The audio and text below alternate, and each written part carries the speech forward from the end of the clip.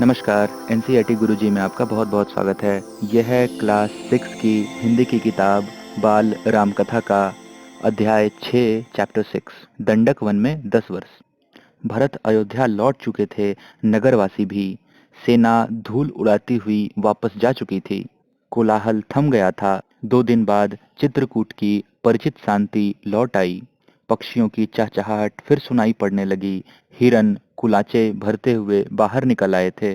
राम पर्णकुटी के बाहर एक शिलाखंड पे बैठे थे, एकदम अकेले, विचार मग्न, कुछ सोचते हुए। चित्रकूट अयोध्या से केवल 4 दिन की दूरी पर था। लोगों का आना जाना लगा रहता। वे प्रश्न पूछते, राय मांगते। यह राजकाज में हस्तक्षेप की तरह होता। चित्रकूट सुंदर सुरम्य था, शांत था, पर राम वहां से दूर चले जाना चाहते थे। उन्होंने मन बना लिया चित्रकूट में न ठहरने का। इसका एक कारण और था, वहां रहकर तपस्या करने वाले ऋषि मुनियों का निर्णय। राम लक्ष्मण ने उस वन से राक्षसों का सफाया कर दिया था। अब तपस्या में कोई बाधा नहीं थी, लेकिन मुनिगण वन छोड़ना चाहते थे। कुछ राक्षस मायावी थे, जब तब आ धमकते थे, यज्ञ में बाधा डालते थे। तीनों वनवासी मुनि अत्रि से विदा लेकर चल पड़े दंडक वन की ओर। चित्रकूट छोड़ दिया। दंडकारण्य घना था। अरण्य जंगल को कहते हैं। और चूंकि दंडक वन की बात हो रही है, तो दंडक और अरण्य मिलके दंडकारण्य बना है। तो दंडक जो वन था वो घना था, पशु पक्षियों और वनस्पतियों से परिपूर्ण। इस वन में अनेक तपस्वी के आश्रम थे, लेकिन राक्षस भी कम नहीं थे। वे ऋषि मुनियों को कष्ट देते थे, अनुष्ठानों में विघ्न डालकर। राम को देखकर मुनिगण बहुत प्रसन्न हुए। मुनियों ने राम का स्वागत करते हुए कहा, आप उन दुष्ट मायावी राक्षसों से हमारी रक्षा करें, आश्रमों को अपवित्र होने से बचाएं। सीता दैत्यों के संहार के संबंध में दूसरी तरह सोच रही थी। वे चाहती थीं कि राम अकारण राक्षसों का वध न करें, उन्हें न मारें, जिन्होंने उनका कोई अहित नहीं किया है। राम ने उन्हें समझाया, सीते, राक्षसों का विनाश ही उचित है। वे मायावी हैं, मुनियों को कष्ट पहुंचाते हैं, इसलिए मैंने ऋषियों की रक्षा की प्रतिज्ञा की है। राम लक्ष्मण और सीता दंडकारण्य में 10 वर्ष रहे। स्थान और आश्रम बदलते हुए वे क्षरभंग मुनि के आश्रम पहुंचे। आश्रम में बहुत कम तपस्वी बचे थे। सभी निराश थे। उन्होंने राम को हड्डियों का ढेर दिखाया। कहा, राजकुमार, ये ऋषियों के कंकाल हैं, जिन्हें राक्षसों ने मार डाला है। अब यहाँ रहना असंभव है। सुतीक्ष्ण मुनि ने भी राम को राक्षसों के अत्याचार की कहानी सुनाई। मुनि ने ही राम को अगस्त्य ऋषि से भेंट करने की सलाह दी। विंध्याचल पार करने वाले वह पहले ऋषि थे। मुनि ने राम को गोदावरी नदी के तट पर जाने को कहा। उस स्थान का नाम पंचवटी था। वनवास का शेष समय दोनों राजकुमारों और सीता ने वहीं बिताया। पंचवटी के मार्ग में राम को एक विशालकाय गिद्ध मिला, जटायु। सीता उसका स्वरूप देखकर डर गईं। लक्ष्मण ने उसे मायावी राक्षस समझा। वे धनुष उठा ही रहे थे कि जटायु ने कहा, हे राजन, मुझसे डरो मत। मैं तुम्हारे पिता का मित्र हूँ। वन में तुम्हारी सहायता करूंगा। आप दोनों बाहर जाएंगे तो सीता की रक्षा करूंगा। राम ने जटायु को धन्यवाद दिया। उन्हें प्रणाम करके आगे बढ़ गए। पंचवटी में लक्ष्मण ने बहुत सुंदर कुटिया बनाई। मिट्टी की दीवारें खड़ी की, बांस के खंभे लगाए, कुश और पत्तों से छप्पर डाला। कुटिया ने उस मनोरम पंचवटी को और सुंदर बना दिया। कुटी के आसपास पुष्पलताएं थी। हिरन घूमते थे, मोर नाचते थे। इस बीच राम राक्षसों का निरंतर संहार करते रहे। वे जब भी आश्रमों पर आक्रमण करते, राम लक्ष्मण उन्हें मार देते। उन्होंने सीता को पकड़ लेने वाले राक्षस विराध को मारा। वन से राक्षसों का अस्तित्व लगभग मिटा दिया। तपस्वी शांति से तप करने लगे। एक दिन राम लक्ष्मण और सीता कुटी के बाहर बैठे हुए थे, लता कुंजों को निहारते, उनके सौंदर्य पर मुग्ध होते। तभी लंका के राजा रावण की बहन शूर्पणखा वहां आई। राम को देखकर उन पर मोहित हो गई। उसने स्वयं को पानी में देखा। विकृत चेहरा, मुंह पर झुर्रियां। वह बूढ़ी थी, पर राम के मोह में आसक्त, उन्हें पाना चाहती थी। उसने माया से सुंदर स्त्री का रूप बना लिया। शूर्पणखा राम के पास गई। उनसे बोली, हे राजपुरुष, मैं तुम्हें नहीं जानती, पर तुमसे विवाह करना चाहती हूँ। तुम मेरी इच्छा पूरी करो, मुझे अपनी पत्नी स्वीकार करो। राम ने मुस्कुराकर लक्ष्मण की ओर देखा, अपना परिचय दिया, सीता की ओर संकेत करते हुए कहा, ये मेरी पत्नी है, मेरा विवाह हो चुका है। राम शूर्पणखा को पहचान गए थे, फिर भी उन्होंने उसका परिचय पूछा। शूर्पणखा ने झूठ नहीं बोला, सच सच बता दिया कि वह रावण और कुंभकर्ण की बहन है और अविवाहित है।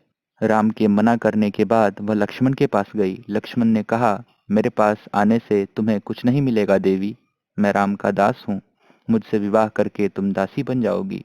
लक्ष्मण ने शूर्पणखा को पुनः राम के पास भेज दिया। दोनों भाइयों के लिए यह खेल सा हो गया।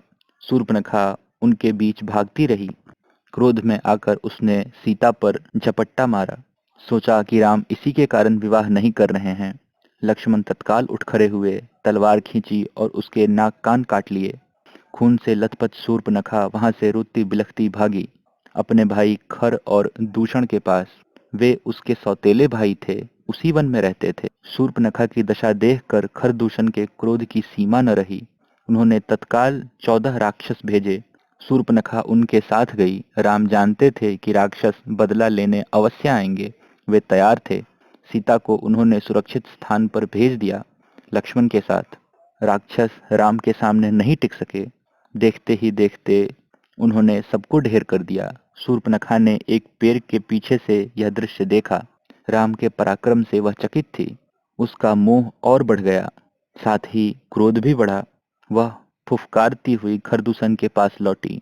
इस बार खरदूषण राक्षसों की पूरी सेना के साथ चले। खर ने देखा कि आसमान काला पड़ गया। घोड़े स्वयं धरती पर गिरकर मर गए। आकाश में गिद्ध मंडराने लगे। ये अमंगल के संकेत थे, पर वह रुका नहीं, आगे बढ़ता गया। घमासान युद्ध हुआ। अंत में विजय राम की हुई। खरदूषण सहित उसकी सेना धराशायी हो गई। कुछ पिछलग्गू राक्षस बचे। वे जान बचाकर वहां से भाग निकले। भागने वालों में एक राक्षस का नाम अकंपन था। वह सीधे रावण के पास गया। लंकाधिपति को उसने पूरा विवरण बताया। अकंपन ने कहा, राम कुशल योद्धा हैं, उनके पास विलक्षण शक्तियां हैं, उन्हें कोई नहीं मार सकता। इसका एक ही उपाय है, सीता का अपहरण। इससे उसके प्राण स्वयं ही निकल जाएंगे। रावण सीता हरण के लिए तैयार हो गया। वह महल से चला। रास्ते में उसकी भेंट मारीच से हुई, तारका के पुत्र से। तारका का वध राम ने पहले ही कर दिया था। मारीच क्रोधित था, पर राम की शक्ति से परिचित था। उसने रावण को सीता हरण के लिए मना किया, समझाया, कहा, ऐसा करना विनाश को आमंत्रण देना है। रावण ने मारीच की बात मान ली, चुपचाप लंका लौट गया। थोड़ी ही देर में शूर्पणखा लंका पहुंची, विलाप करती हुई, चीखती चिल्लाती। रावण को पूरी घटना की जानकारी थी, लेकिन उसने शूर्पणखा को सुना। वह रावण को धिक्कार रही थी, फटकार रही थी। उसके पौरुष को ललकारते हुए शूर्पणखा ने कहा, तेरे महाबली होने का क्या लाभ, तेरे रहते मेरी यह दुर्गति। तेरा बल किस दिन के लिए है, तू किसी को मुंह दिखाने लायक नहीं रह गया है। शूर्पणखा ने राम लक्ष्मण के बल की प्रशंसा की। सीता को अतीव सुंदरी बताया। कहा कि उसे लंका के राजमहल में होना चाहिए। शूर्पणखा बोली, मैं सीता को तुम्हारे लिए लाना चाहती थी। मैंने उन्हें बताया कि मैं रावण की बहन हूँ। क्रोध में लक्ष्मण ने मेरे नाक कान काट लिए। रावण फिर मारीच के पास गया। खरदूषण की मृत्यु से वह कुछ घबराया हुआ था। रावण ने मारीच से मदद मांगी। मारीच चाहता था कि रावण सीताहरण का विचार छोड़ दे। इस बार रावण ने उसकी नहीं सुनी। उसे डांटा और आज्ञा दी, मेरी मदद करो। मारीच जानता था कि दोबारा राम के सामने पड़ने पर वह मारा जाएगा। राम उसे नहीं छोड़ेंगे। रावण मारीच के मन की बात भांप गया। उसने क्रोध में भरकर कहा, वहां जाने पर हो सकता है राम तुम्हें मार दें, लेकिन न जाने पर मेरे हाथों तुम्हारी मृत्यु निश्चित है। विवश होकर मारीच को रावण का आदेश मानना पड़ा। रथ पर बैठकर रावण और मारीच पंचवटी पहुंचे। कुटी के निकट आकर मायावी मारीच ने सोने के हिरण का रूप धारण कर लिया। कुटी के आसपास घूमने लगा। रावण एक पेड़ के पीछे छिपा था। उसने तपस्वी का वेश धारण कर लिया था। सीता उस हिरण पर मुग्ध हो गईं। उन्होंने राम को उसे पकड़ने को कहा। राम को हिरण पर संदेह था। वन में सोने का हिरण। लक्ष्मण बड़े भाई की बात से सहमत थे, पर सीता के आग्रह के आगे उनकी एक न चली। सीता की प्रसन्नता के लिए राम हिरण के पीछे चले गए। उन्होंने सोचा, वन में इतने समय के प्रवास के दौरान सीता ने कभी कुछ नहीं मांगा। उनकी यह इच्छा अवश्य पूरी करनी चाहिए। कुटी से निकलते समय राम ने लक्ष्मण को बुलाया, सीता की रक्षा करने का आदेश दिया। कहा, मेरे लौटने तक तुम उन्हें अकेला मत छोड़ना। लक्ष्मण ने सिर झुकाकर उनकी आज्ञा स्वीकार कर ली। सीता कुटी में थी। लक्ष्मण धनुष लेकर बाहर खड़े हो गए। हमारी इस वीडियो को देखने के लिए आपका बहुत बहुत धन्यवाद। मिलता हूँ आपसे अगली वीडियो में, तब तक के लिए बाय बाय।